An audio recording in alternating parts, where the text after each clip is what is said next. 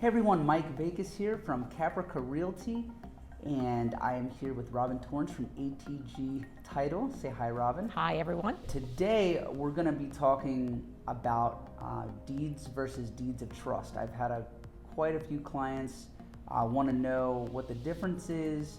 They want to know, when they're going to receive their deed after settlements. Is it going to be the original? Is there any kind of scams out there? We're going to be covering that all today with Robin. So yeah, we'll just jump into it, and hopefully if you're a seller or a buyer, this will actually really help you, understand the difference. So Robin, could you just kind of tell us what a deed is? The deed is your actual ownership. There are several types of deeds. Warranty deed is what we use the most. It just assures the buyer that the seller is conveying clear, marketable title, no encumbrances. They haven't conveyed any portion of the property out to somebody else prior. There's a special warranty deed, which kind of limits the warranty. Those are used when there's a trust involved, a trustee involved, or an estate. So the personal representative of the estate would just be saying that to his knowledge, there are no faults in title anywhere to his knowledge. Then there's a quitclaim deed that we don't like to use so much in Maryland because they're not very clear. It's just one person saying they have no interest in the property, but it can become ambiguous down the line. Say that a buyer goes to settlement. When would they receive their deed, and is it an original deed? They'll receive the original deed once it's recorded.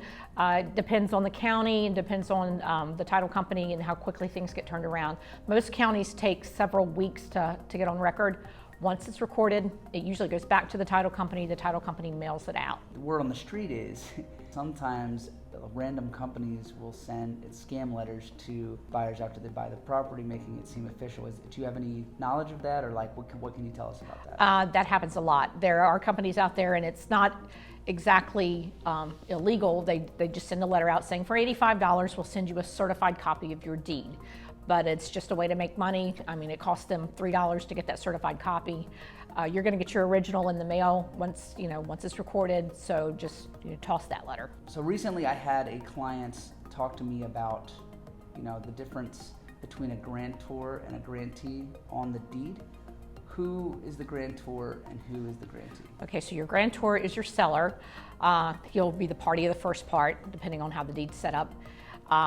The grantee is the buyer, party of the second part. So your deed will usually read, John Doe, party of the first part, grantor, conveys this property to the Jane Doe, party of the second part, grantee. And then as far as a deed of trust, what is a deed of trust? Deed of trust is the lender's security instrument. So in this particular case, the buyer is going to become the grantor. They're the party of the first part, so to speak. So the buyer, John Doe, is granting his interest in the property to a trustee, which represents the bank's interest in the property. Then the trustee is the grantee in this particular case, and they are the trustee for the lender. So the buyer is conveying their interest in the property to the trustee on behalf of the bank until this loan is paid off. If you have a loan, you will have a deed of trust. Some lenders will use a mortgage. Most lenders do use the deed of trust. So it's a recorded document that's recorded right behind the deed. So if any title search is pulled, whoever does the title search will see that there is a mortgage on the property that would have to be paid off, released if you sell the property or if you refinance. And it gives the lender a way to foreclose in case of default. The deed of trust is the document that is used in the foreclosure. Is there anything special that the buyer or seller should know about either one of these? Not really. I mean, you should always read through the documents when you have time, just to make sure that the correct property's been conveyed. Occasionally there's typos and things like that, or the legal description's not quite right. But that and something title insurance helps out with down the road if there is a problem with the deed. The deed of trust is usually prepared by the lender, less of a chance of language being wrong in that, but again, making sure that the correct legal description is attached to the deed of trust. So if there is a foreclosure, the bank is foreclosing on the correct property.